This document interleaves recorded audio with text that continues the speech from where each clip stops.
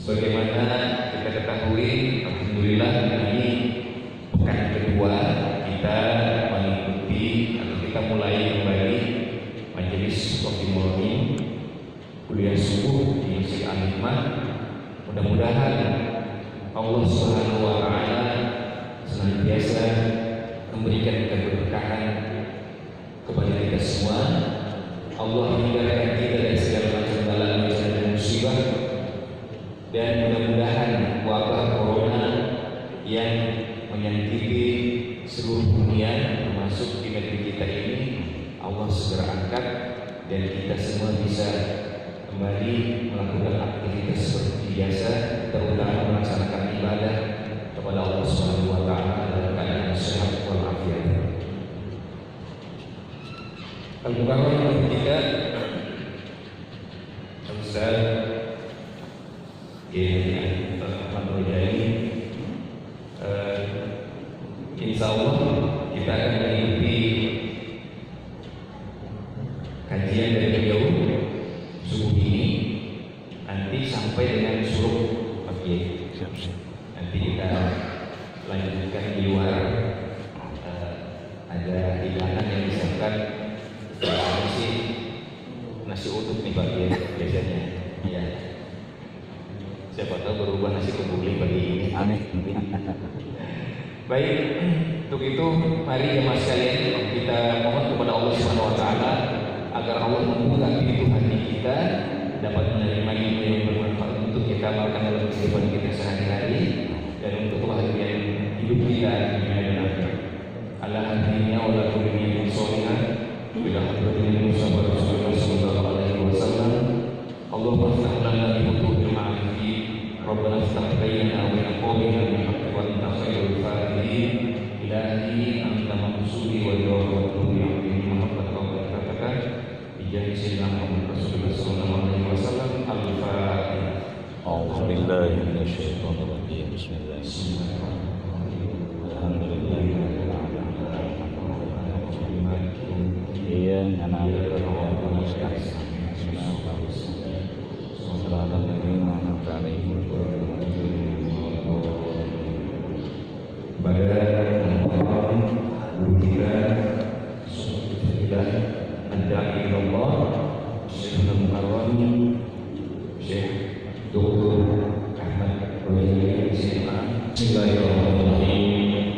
Assalamualaikum warahmatullahi wabarakatuh.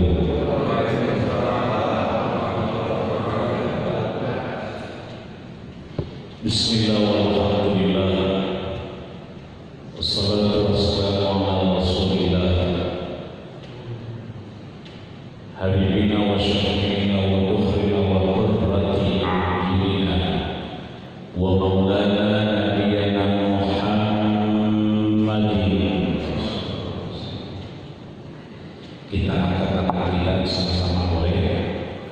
Salatan tukhrijuna min zulumati wahmi amin wa tukhrijuna min nuril fahmi amin wa tudkhiluna asyhadu an la ilaha innaka ta'lamu ma la na'lam innaka ta'lamul ghuyub wa innaka 'ala kulli syai'in qadir wa 'ala alihi wa ashabihi ajma'in walhamdulillahi rabbil. Udah ya Pak? Udah ya? Ya udah amin. Di mana-mana juga orang ceramah, itu ustaz, kiai, abah dan seterusnya. Kalau yang menyambut udah amin, jamaahnya amin ya rabbal alamin, urusannya beres. Begitu kan? Syukur alhamdulillah, tadi sudah disampaikan oleh guru kita, orang tua saya, alhamdulillah, Fadilatul Karam wal Mukarram, Adai Allah Habibina Mahbub Al-Ustaz Muhammad Basri Rauf, yang alhamdulillah saya sering diajak-ajak kalau pagi dalam rangka wa tawassaw bil haqqi wa tawassaw bis sabr. tengah perjalanan kehidupan sebetulnya pernah juga dia kemarin, cuman ada motor kencang, saya bawa motor sama-sama kencang, akhirnya ya begitu dah ya. Akhirnya kita alhamdulillah ditanya mengapa dia yang kita bawa, sebab kadang-kadang motor cuma keluar dari dalam tiba-tiba ya. Sehingga Allah belum izinkan. Nah tadi alhamdulillah sekarang sudah pekan kedua setelah masa ujian dan cobaan yang luar biasa, dari mulai epidemi terus ke pandemi, terus ke PSBB, terus ke PSBB transisi 1, terus PSBB transisi 2, dan mudah-mudahan insya Allah udah hampir situ aja, sehingga kita insya Allah bagian dari minal aidin wal faizin wa kullu amin wa antum bi khair. Kita bagian orang-orang yang dimenangkan Allah Subhanahu wa taala. Kita bagian orang-orang pilihan Allah Subhanahu wa taala. Betapa tidak sampai jam dan menit ini kita syukur alhamdulillah dikasih kesempatan sehat dan waktu luang, alhamdulillah. Emang ada orang yang sehat punya waktu luang dan ibadah luang. Tadi pas belokan saya lihat ada perawan 3 ini. Saya katakan emang usul-usul begini kagak dicari nama bapaknya emaknya, dicari pulang. Banyak juga anak-anak kita wayang ini lagi pada main layangan. Lah, katanya dibelokan. Kita mau belok dia lagi ngulur. Dulu Pak Haji, saya ngulur dulu. Emang ada angin kayak gini toh. Jadi luar biasa. Sehat, punya waktu luang. Yang kayak kita banyak jalanan. Ya. Lagi ngapain? Jagain kambing. Kami dijagai, padahal masih di depan mata. Itu artinya bahwa sekali lagi kita yakin seyakin-yakinnya Allah sangat cinta dan sayang kepada kita. Maka sungguh ini alhamdulillah kita eksploitasi, kita manfaatkan. Berbahagia kita man shalla subha fi jama'atin, siapa yang salat subuhnya berjamaah, faka'annama shallal lailu kullaha, maka dia kemudian mendapatkan pahala seperti orang yang sholat semalaman suntuk. Ini tadi tidur apa kagak ya Bang? Ya.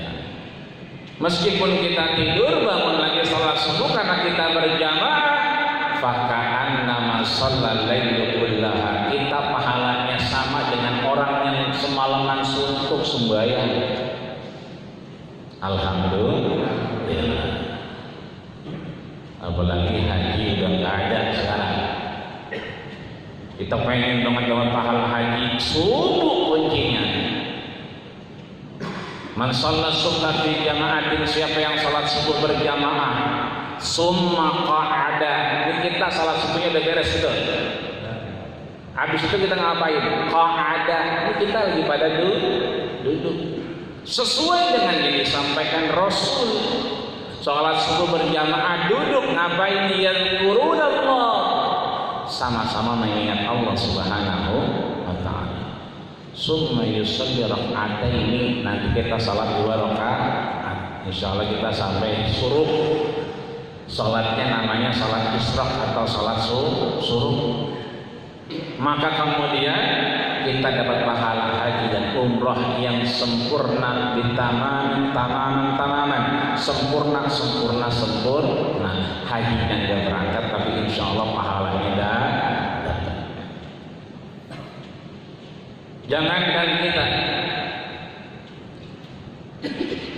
Abdullah bin Umi Maktum ketika minta garansi, minta dispensasi kepada Rasulullah, ya Rasulullah, wahai Rasul kekasih Allah, ana maktum, saya kan buta. dan udah tua renta. Walaisa liqiyadah, nggak ada orang yang nganterin. Boleh nggak saya salat di rumah? Nggak usah ke masjid. Al-Hikmah. Apa kata Rasul? Atas mahun nida ya Abdullah bin Maktum, kamu dengar nggak suara azan? Ya Rasulullah, Rasul kekasih Allah, yang buta kan mata, yang nggak ngeliat mah mata, lah kuping mah awas. Dengar, maka kata Rasul kalau dengar fa'ajibuhu, maka segera kita menyongsong panggilan Allah Subhanahu wa Ta'ala. Maka insyaallah DKM Masjid Al-Ikhlas Komplek Luri beserta jajaran dan pengurusnya yang sudah memberikan kita servis luar biasa, duduk bersimpu di hadapan Allah Subhanahu wa Ta'ala dengan protokol kesehatan, dengan physical distancing, ya salat kita, dan juga dengan social distancing. Ada yang sebelah sono, ada yang sebelah sini. Biasanya kita ngeriung-ngeriung begitu kan ya.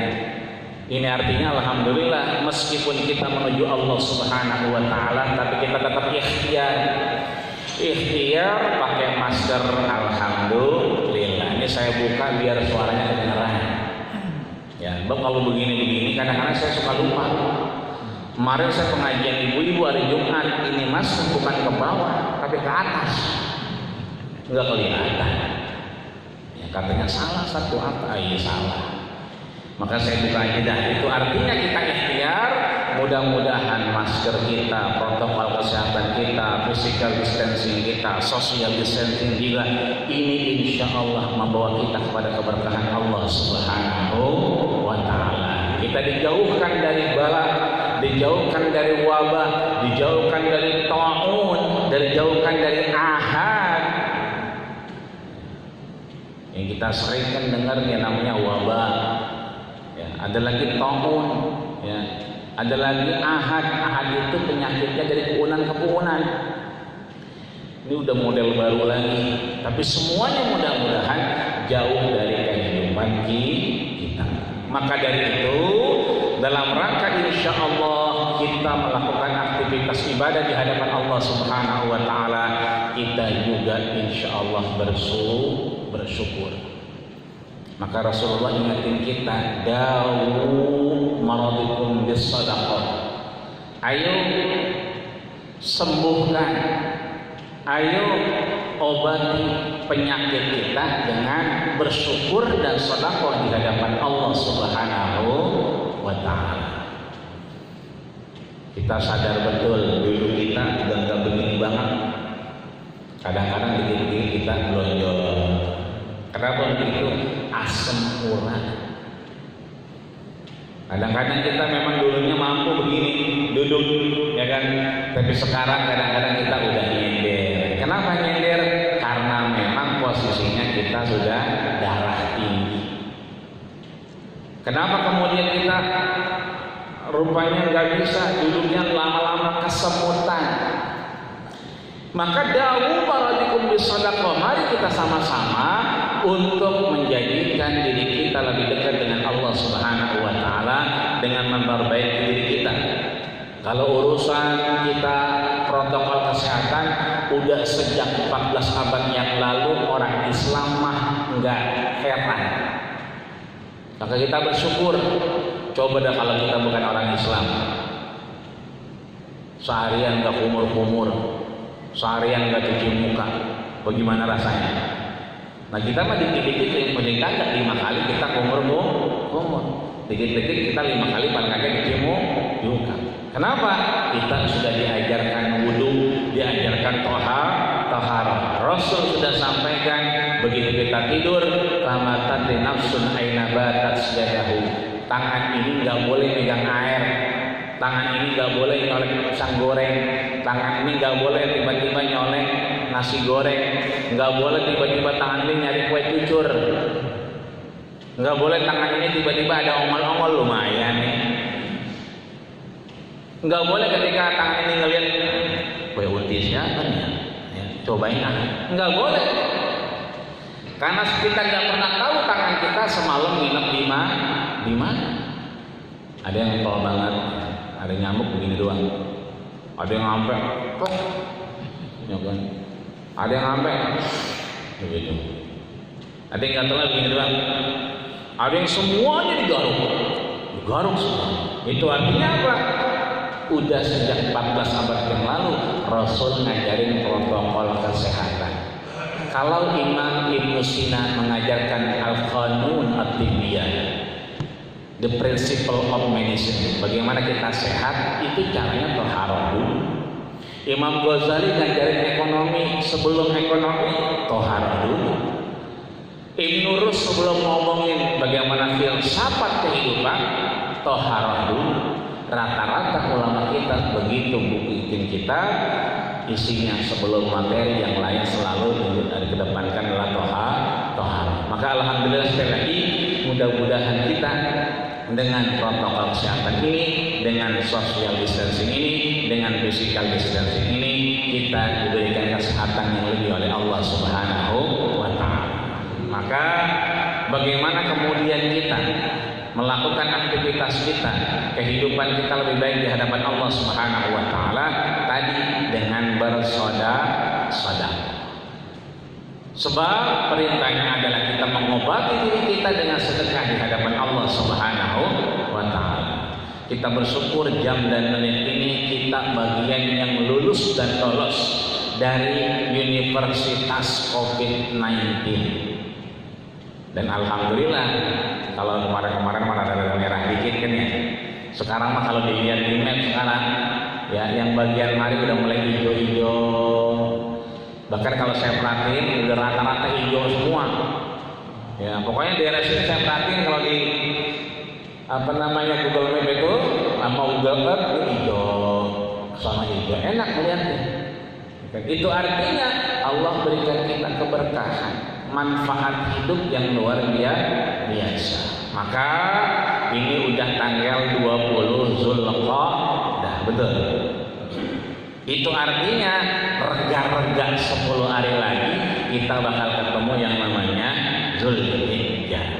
Kata Rasul, "Ma min ayyamin ahabbu indallah min amalis salih." Tidak ada yang paling Allah cintai amal ibadah kita dari amal soleh kita selain apa? Al-yaumul ashru, kecuali 10 hari daripada bulan Dzulhijjah. Ya rega-rega 2 Jumatan lagi dah. Karena kalau kita lihat di kalender itu Lebaran Idul Adha itu tanggalnya tanggal 31. PP Muhammadiyah sudah mengumumkan bahwa melaksanakan aktivitas sholat Idul Adha mulai itu di Al-Azhar, Masjid Agung atau kemudian di Menteng dan seterusnya itu sudah mengeluarkan maklumat. Tapi kita kemudian tetap menunggu keputusan pemerintah bahwa insya Allah akan diumumkan secepatnya. Itu artinya mau tanggal 31, mau sekarang tanggal 30, 10 hari lagi, itu artinya kita udah siap-siap apa? Mamin ayamin. Ada 10 hari yang luar biasa yang kemudian Allah siapkan buat kita, dan amal ini sangat dicintai oleh Allah Subhanahu wa ta'ala. Bahkan sahabat bertanya, walal jihad fi sabilillah ya Rasulullah, bisa enggak amal itu dibandingin dengan jihad fi sabilillah? Apa kata Rasul? Walal jihad fi sabilillah. Meskipun jihad di jalan Allah ini enggak bisa disamain amal soleh 10 hari di hadapan kita di 10 Dzulhijjah Allah Subhanahu wa ta'ala. Apa kira-kira yang bisa kita kerjakan? Karena udah masuk 20 Zulqa'dah menuju akhir-akhir Zulqa'dah dan awal Dzulhijjah. Yang pertama kata Rasul, fa innahu bis-shaum. Kita bisa melakukan puasa. Mau itu puasa Dzurrah itu awal bulan silakan. Mau itu yaumul Isnin wal Khamis, boleh juga Senin dan Kamis. Hari Senin yauma wulidtu, hari di mana aku dilahirkan. Wa yaumal khamis yauma yurfa'u fihi al-amal, hari di mana amal ibadah kita dilaporkan kepada Allah Subhanahu wa taala, dihitung, dihisab oleh Allah Subhanahu wa taala. Atau kemudian kita melakukan aktivitas puasa yang kita kenal dengan tarwiyah atau Arafah. Mau dari awal puasa silakan, tapi ingat batasannya al-yaumul ashr, batasannya adalah 10 hari. Itu artinya tanggal 10-nya enggak boleh puasa. Kenapa? Lebaran. Kenapa? Haram. Sampai kapan? Wa ayyamat tasyrik, dan hari-hari tasyrik. Berapa hari?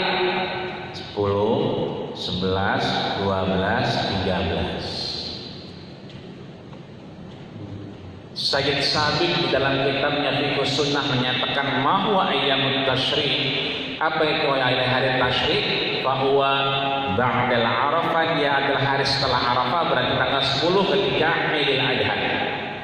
Artinya tanggal 10 itu hari raya, enggak boleh puasa. Wa ayyamut tasyrik adalah hari setelahnya. Wahid, 11, 12, 13 Dzulhijjah. Kenapa?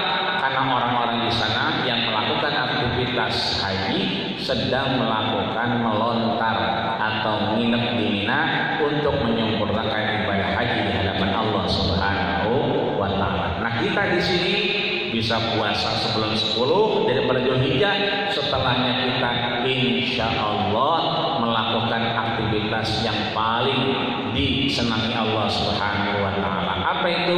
Ada 2 disebutkan oleh baginda kita Rasulullah sallallahu alaihi wasallam. Yang pertama adalah duha, yang kedua adalah nahar. Apa itu duha? Duha itu adalah waktu duha. Apa itu nahar? Nahar itu juga identik waktu menjelang siang. Apa itu kedua-duanya? Disampaikan oleh Anas ibnu Malik. Apa yang kemudian kita kenal dengan radhiyallahu anhu, meriwayatkan dari apa yang disampaikan Ummu Salamah. Apa yang disampaikan beliau, kita tahu Anas ibnu Malik ini adalah ajudan Rasul. Seringkali membawa sendal Rasul, seringkali masuk kamar Rasul, merapikan tempat tidur Rasul, seringkali membawa alat perang Rasul. Apa kata Anas bin Malik? Khadimtun nabiyya 10 sinin. Aku menjadi ajudannya Rasul 10 tahun. Bahkan ketika Anas bin Malik itu diantar oleh ibunya kepada baginda kita Rasulullah sallallahu alaihi wasallam, umurnya juga 10 tahun. Itu artinya beliau hafal betul bagaimana baginda kita Rasulullah sallallahu alaihi wasallam, sehingga menyampaikan apa yang disampaikan oleh Ummu Salamah, man ra'aita minkum, siapa yang di antara kalian yang kemudian melihat al-hilal yaumul dzulhijjah, datang bulan di mana bulan Dzulhijjah, wa arada ayyudhi, kalau kemudian sudah niat, ya, masing-masing kita diminta untuk berniat. Niat apa? Niat korban. Jadi kalau udah mau datang bulan Dzulhijjah, kita siapin diri kita buat ngapain? Niat untuk berkorban di hadapan Allah Subhanahu wa taala. Kenapa demikian? Sebab yang namanya korban posisinya adalah kita bersyukur kepada Allah Subhanahu wa taala. Selalu yang disampaikan ulama, baik itu Imam Abu Hanifah atau Imam Maliki atau Imam Syafi'i atau Imam Hambali, keempat mazhab ini menyampaikan satu surat yang sering kali kita baca dan pendek dan sering kita ingat. A'udzubillahi minasyaitonir rajim. Bismillahirrahmanirrahim. Inna a'tainakal kautsar. Fasalli li rabbika wanhar inna syani'aka huwal abtar. Saya pernah sholat di Jatiwarna itu karena memang tolnya baru keluar, waktu itu masih gratis, awal-awal dibuka. Karena sudah maghrib mampir. Itu kata yang imamnya, ayo ya, bapaknya mungkin ada anak kedua 10 tahun sama umur 6 tahun ya, paling bapak mah sholatnya jauh ya, kuliah sama kulhu kan begitu dimulai ayo sholat ya, bacanya enak, inna a'tainakal kautsar fasalli li rabbika wanhar inna lupa dia. Bismillahirrahmanirrahim, balik lagi ke awal. Inna a'tainakal kautsar fasalli li rabbika wanhar inna lupa baru ngapalnya. Balik lagi ke awal 3 kali. Bismillahirrahmanirrahim.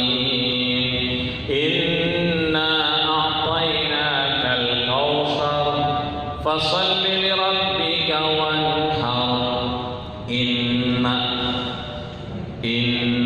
yang 10 tahun sewot kali kata dia, inna lillahi wa inna ilaihi raji'un. Sewot tuh buat jauh banyak. Nah di sini ulama melihat dua posisi firman Allah Subhanahu wa ta'ala.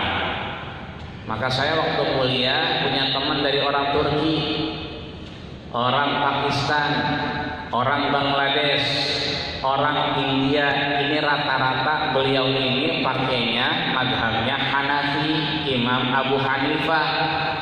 Imam Abu Hanifah melihat bahwa inna a'tainakal kautsar, kita mendapatkan nikmat yang luar biasa banyak.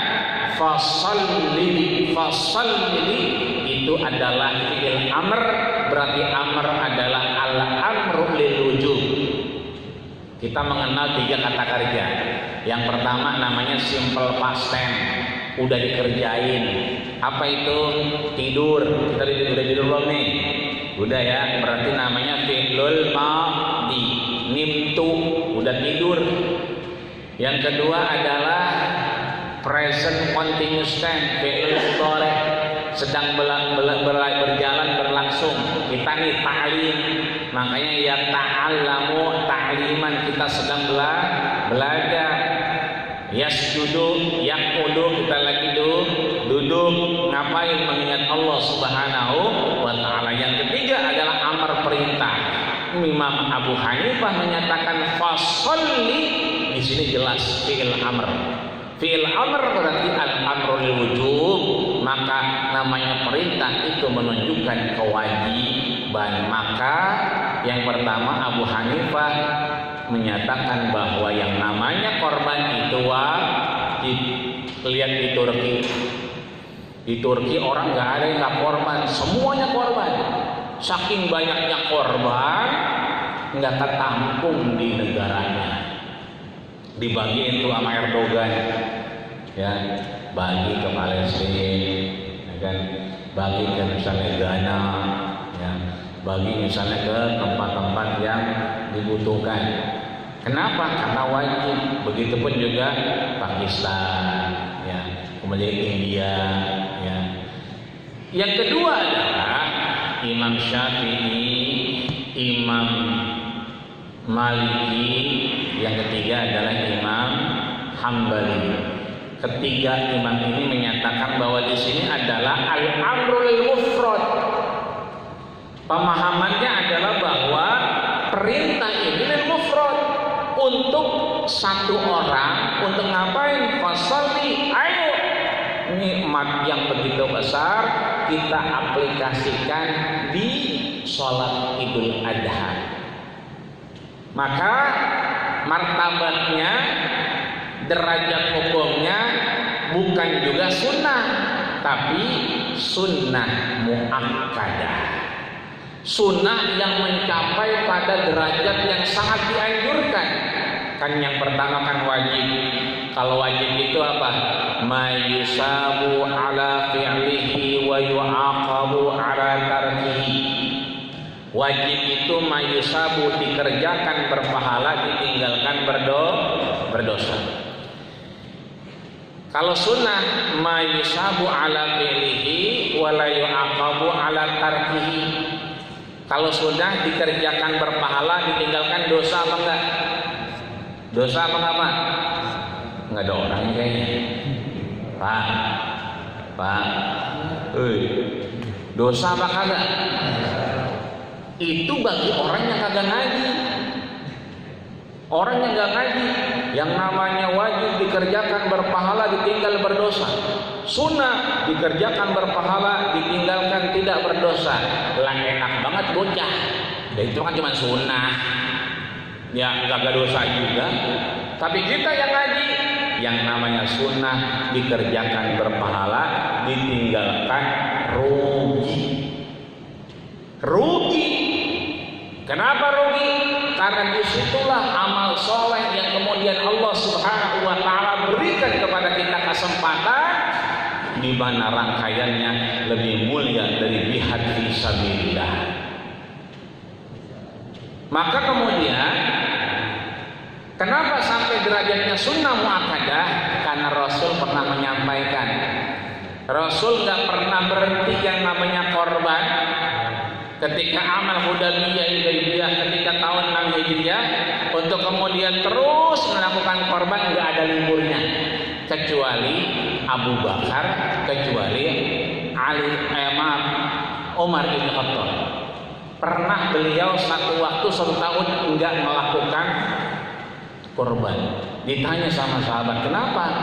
Li'ayyakunal wajib, biar enggak dikatakan wajib. Karena Rasul menyatakan salasun fihinna alayya, 3 hal itu wajib buat aku. Falakum tahu, tapi buat kalian cukup sampai sunnah. Apa itu? Al-udhiyah, diantaranya kita berkorban. Jadi sunnah muakkadah ini sunnah yang derajatnya tinggi, dianjurkan betul, tapi tidak sampai wajib. Karena Rasul pernah menyatakan 3 hal itu wajib buat beliau, tapi buat kita adalah tatawwu atau sunnah yang sangat dianjurkan. Maka dari situ Syafi'i, Maliki, Hambali, beliau menyatakan yang namanya korban itu sunnah muakkadah. Maka dengan korban ini sebetulnya kita sedang membangun ekonomi kurban. Sebetulnya kita sedang mensyukuri bahwa kita telah lulus dari Universitas COVID-19. Betapa tidak, belum lupa dari ingatan kita, saudara kita di Lebak, ya kan, saudara kita di Serang, ya. Itu kan ada yang kemudian mohon maaf lahir batin wafat ketika masa COVID-19 karena beliau tidak mencukupi kehidupannya. Jangankan makan air putih aja nggak sampai kebeli, nggak sampai keminum. Jangankan makan daging kambing, jangankan makan daging sapi. Dan akhirnya wafat. Cerita ini masih menjadi pelajaran buat kita. Maka dengan korban sebetulnya kita sedang membangun ekonomi korban untuk menjadikan saudara-saudara kita sebetulnya yang kekurangan bisa kita manfaatkan, kita berikan edukasi, dan kita semua bisa sama-sama bermanfaat di hadapan Allah Subhanahu wa Ta'ala.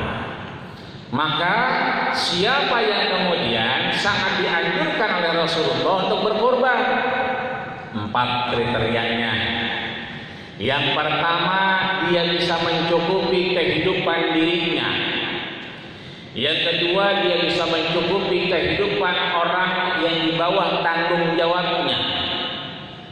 Yang ketiga, dia bisa melakukan aktivitas untuk membeli hewan kurbannya. Yang terakhir, dia bisa sampai survive di hari ke-10 daripada Dzulhijjahnya Allah Subhanahu wa wa ta'ala. Itu artinya kriteria kalau kita masuk di situ, insya Allah kita bagian yang dianjurkan oleh Rasulullah Sallallahu Alaihi Wasallam untuk berkurban di hadapannya. Maka bagaimana kita menjadikan diri kita lebih baik di hadapan Allah Subhanahu Wa Taala? Rasul mengajarkan kita dengan kriteria yang Rasul sampaikan. Ada dua yang disampaikan. Yang pertama adalah yang disampaikan oleh Jabir bin Abdullah. Apa yang disampaikan Jabir bin Abdullah? Bahwasanya Rasulullah Sallallahu Alaihi Wasallam itu menegaskan, memberikan kita warning, peringatan. Man kana lahu sa'atan falan yudhi fala yaqrabanna masjidana. Siapa di antara kita, di antara semua di antara kita, lahu sa'atan, punya kesempatan, punya kemampuan, falan yudhi, namun tidak melakukan aktivitas korban, Rasul marah apa enggak? Marah apa enggak? Ya, marah. Bagaimana marahnya tadi? Fala yaqrabanna masjidana. Jangan sekali-kali mendekati masjid itu. Di riwayat yang lain, fala yaqrabanna musallana. Jangan kemudian sekali-kali juga mendekati tempat sujud kami. Maka kemudian baginda kita Rasulullah Sallallahu Alaihi Wasallam juga memberikan cara buat kita. Apa itu? Yang pertama tadi dohan Nabi Sallallahu Alaihi Wasallam, bahwa Nabi di waktu duha, makanya kita kalau korban itu motongnya di waktu duha. Sholat kita Idul Adha, kemudian selesai kembali ke rumah, bersalaman, mungkin bertemu keluarga, baru balik lagi untuk melakukan aktivitas korban. Maka biasanya di waktu duha. Maka Rasul duha melakukannya di waktu duha. Apa yang disembelih? Bikabsyain. 2 kabus itu kambing yang ada kriwel-kriwelnya. Kalau kita mau bilang domba, kalau anak kita bilang sondesip. Ya, sondesip. Boleh nggak kita korban pakai sondesip, Pak? Boleh nggak? Lah kagak boleh kalau pakai sondesip, Pak. Sondesip kan film. Masa korban pakai film? Ya kan? Bolehnya pakai kabsyah. Kabsyah itu adalah domba. Domba yang bagaimana? Yang kambing boleh, domba boleh. Yang bagaimana? Yang paling penting amlahain. Amlahain itu warnanya menurut Imam Bayhaqi itu putih, ya kan? Cuman rada kecoklat-coklatan. Warna dasarnya putih, rada kecoklat-coklatan. Kenapa? Bayaduhu aksar min sawadihi. Warnanya itu lebih banyak putih ketimbang hitamnya. Jadi rada hitam, rada coklat. Itu yang paling bagus. Kemudian akranain, amlahaini akranain. Warnanya tadi putih kehitam-hitaman atau coklat. Yang kedua akranain, udah ada tanduknya. Menunjukkan apa? Kalau tanduk udah ada, biasanya giginya kupak. Itu artinya paling kaget dia udah 2 tahun lebih. Itu artinya mencukupi untuk dilaksanakan aktivitas korban. Sebab kalau kambing belum ada tanduk duanya, gigi belum kupak, biasanya maaf dagingnya legenye. Ya, dagingnya genjeh, lender-lender dikit. Itu artinya mayaskuruna yaskuru li ashabina. Kalau kita merasakan lidah kita enak, maka enak buat saudara kita. Kambing yang di bawah 2 tahun biasanya di lidah kurang enak. Tadi ada lendirnya dan kemudian genyeh-genyeh dimakannya. Tapi kalau di atas 2 tahun akranain, udah ada 2 tanduknya, maka insya Allah kupak giginya, maka insya Allah dia enak dirasakan oleh saudara-saudara kita. Yang kedua disampaikan oleh apa yang kemudian diberikan oleh Anas bin Malik misalnya, naharna, kita sama-sama dengan ma'an Nabi sallallahu alaihi wasallam bersama baginda kita Rasul nahar. Nahar itu tadi menjelang siang, ya kan, kemudian juga beliau menyembelih apa? Al-badanatu an sab'atin. Onta untuk 7 orang. Ya. Apa bedanya onta sama kangkung, Bang? Apa bedanya? Kalau onta itu diarak, kalau kangkung diurang. Ya, jadi onta diarak, kangkung diurang. Ya. Makanya di sini Rasul sampaikan al-badanatu, onta itu an-sab'ati, 7 orang. Wal baqaru, ya kan, bakor, ya kan, sapi. Ya, jadi ada bakor, ya, hati-hati. Ya, orang kita nyebutnya bangor. Kalau bakor itu sapi yang mau disembelih. Tapi kalau bangor itu bengal. Ya. Jenakal. Artinya apa? Bahwa bakor ini kemudian juga ansab'atin, jadi boleh onta karena onta di kita rada susah. Betul? Ke taman safari juga jauh. Ongkosnya mahal, ya kan? Udah begitu juga bawa duitnya kudu banyak. Yang biasa-biasa aja, saya pernah nanya harganya 35 juta. Itu yang dilihatnya kurang enak. Kalau yang dilihatnya enak, mantap, itu harga paling murah 75 juta. Mahalan kayaknya. Udah gitu nyarinya susah, bawanya juga ribet.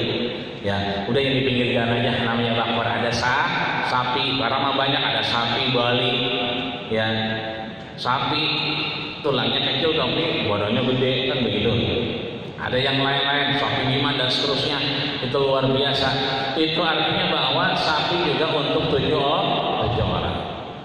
Wasyatu, ya kan, kemudian juga Rasul menganjurkan satu kambing. Artinya ayahanda bunda, bapak ibu sekalian dirahmati Allah Subhanahu wa taala, kita juga bisa melakukannya dalam rangka mendekatkan diri kepada Allah Subhanahu wa taala, yaitu dengan kita bisa onta, bisa sapi, bisa kambing, atau juga di kita namanya jamus.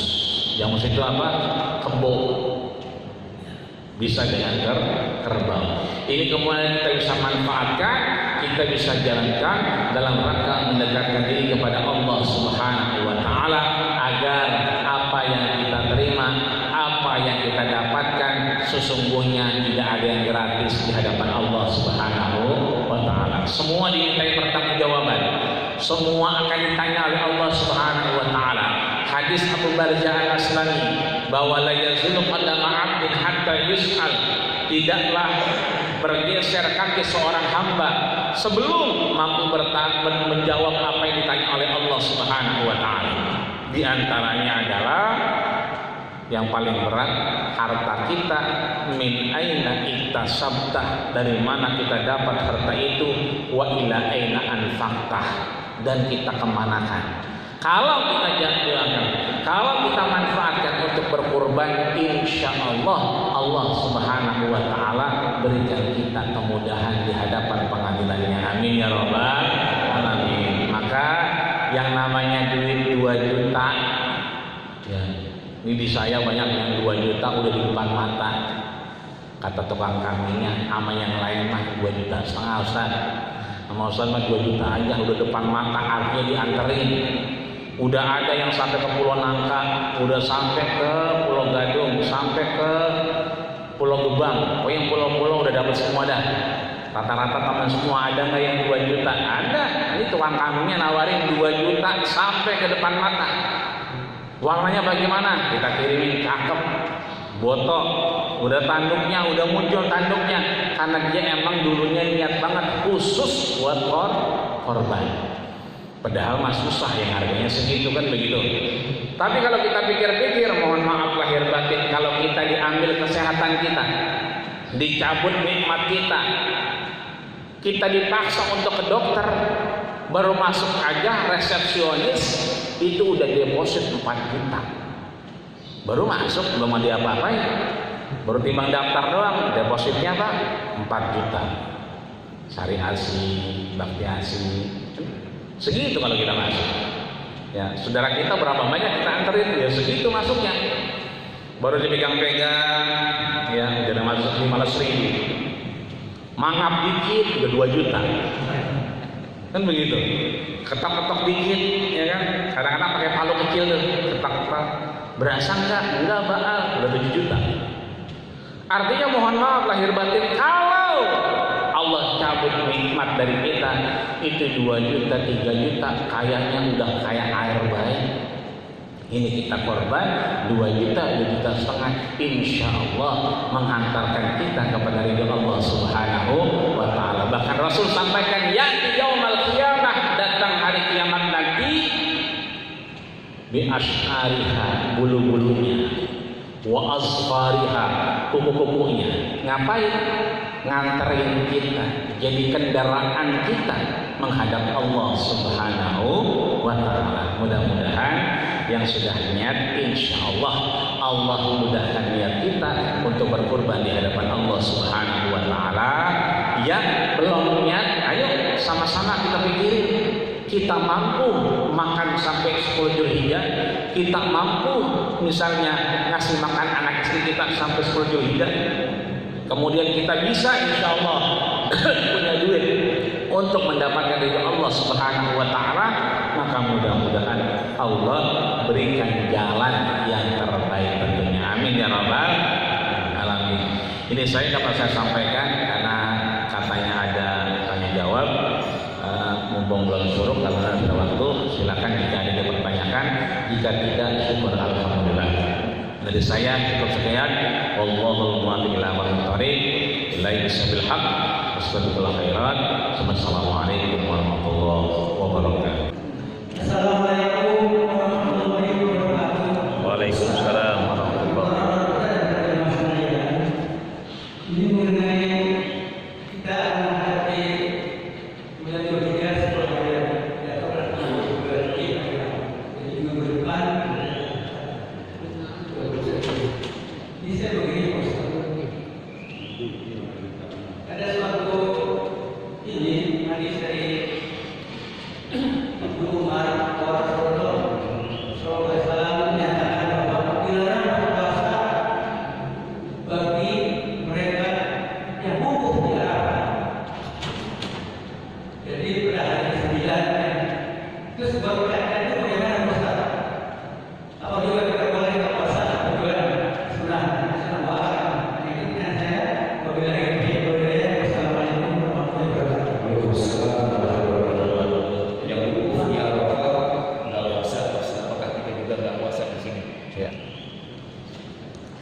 Terima kasih ya Anda atas pertanyaan yang luar biasa. Umur berapa ya ayah? 70 ya lebih ya umurnya. Baru 39. Alhamdulillah.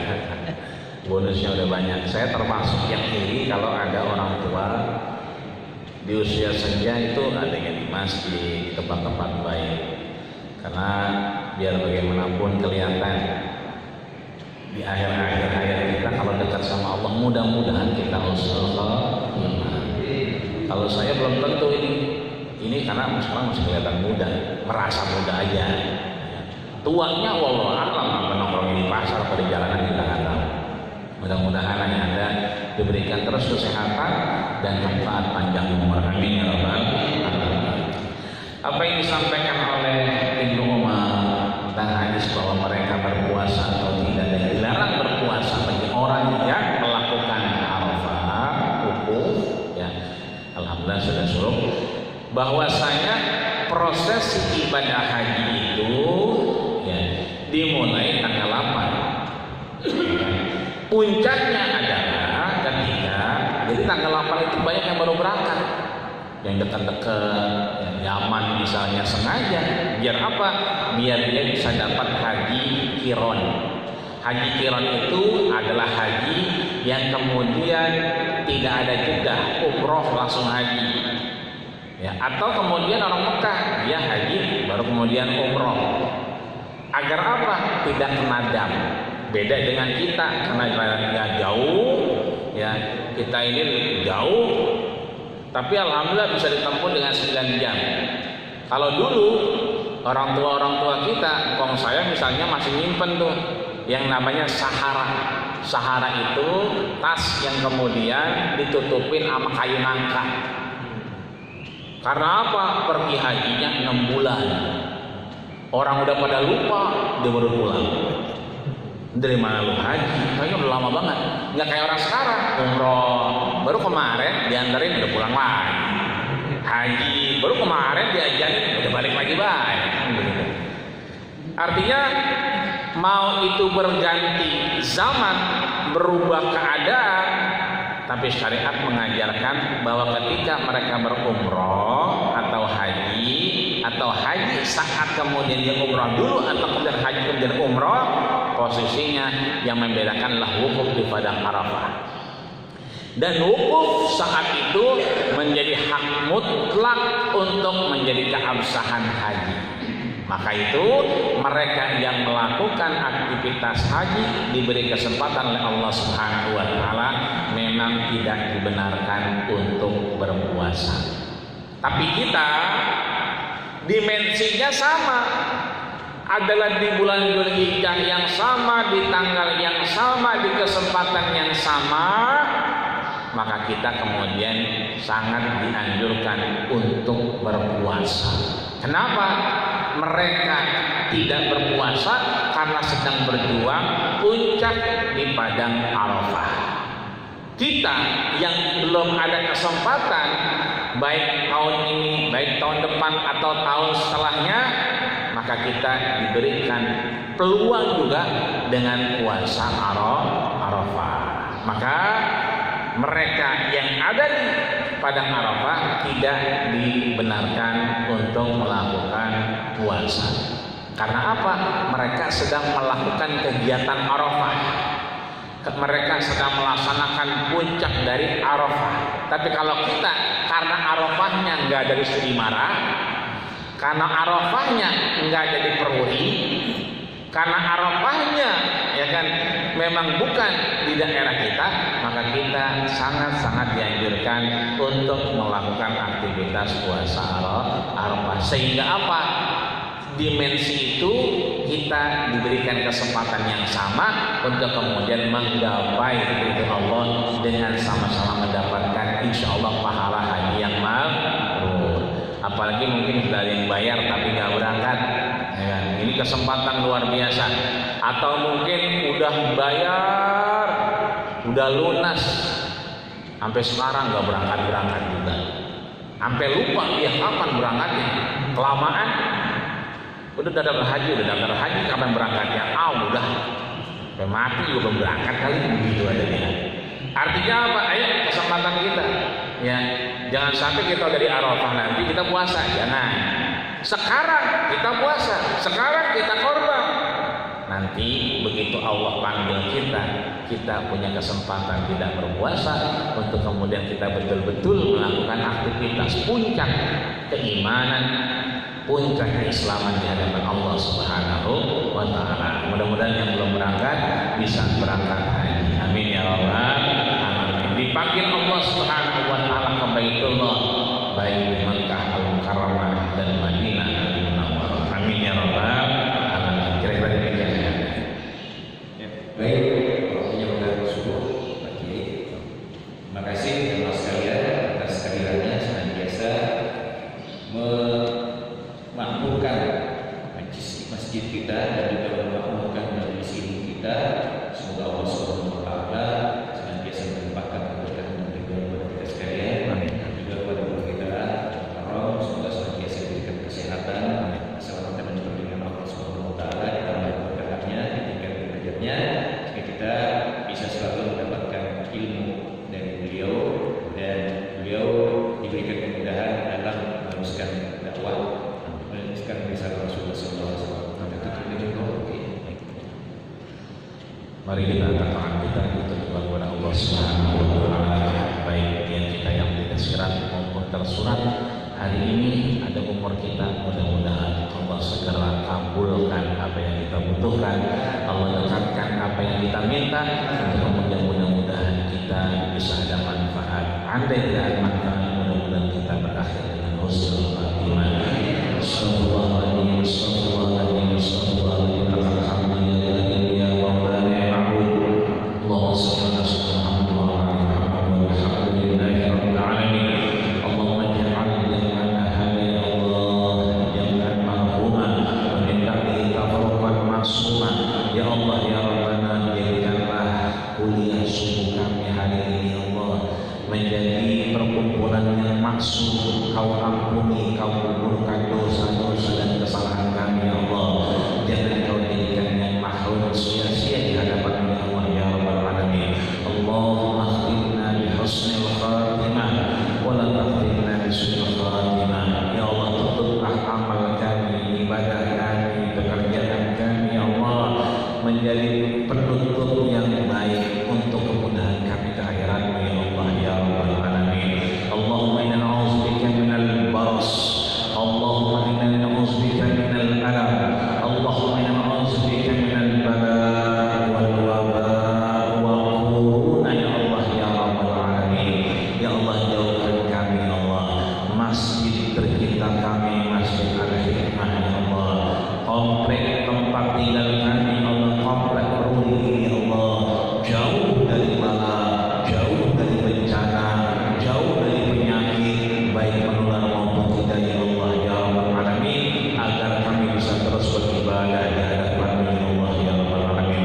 Allahumma ja'al baladina hadhihi Indonesia ya Allah baldatan aminah, baldatan mutmainnah, baldatan salimah, baldatan hadiah, baldatan thayyibatun wa rahmatun bi rahmatika ya arhamar rahimin. Ya Allah, jadikanlah negeri kami tercinta ini ya Allah negeri yang kokoh, negeri yang kuat, mampu untuk melawan dari apa yang kemudian menjadi musuh kami ya Allah, musuh yang kemudian tidak terlihat ya Allah, hidup berdampingan dengannya ya Allah, untuk kemudian mendapatkan kekuatanmu ya Allah ya Rabbal alamin, inayah ma'unah, rahmat darimu ya Allah ya Rabbal alamin. Rabbana hab lana min azwajina wa dzurriyyatina qurrata a'yun waj'alna lil muttaqina imama.